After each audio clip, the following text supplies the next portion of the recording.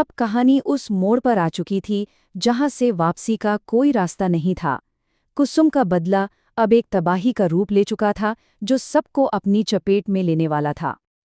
और अगली सुबह ही आरव को फोन आया, नेहा की माँ रिया अब इस दुनिया में नहीं रही। बदले की पहली किश्त पूरी हो चुकी थी। आरव दौड़कर अपनी माँ के पास गया, रोया, गिड़गिड़ाया, अब तो बस कर दो माँ।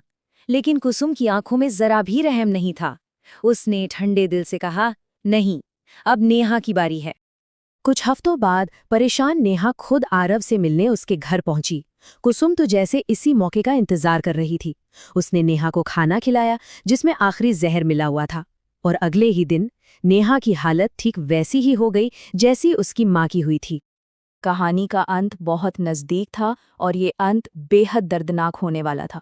नफरत की जो फसल कुसुम ने बोई थी, अब उसे काटने का वक्त आ गया था। कुछ ही दिनों में नेहा ने भी दम तोड़ दिया। कुसुम की दूसरी शिकार भी इस दुनिया से चली गई।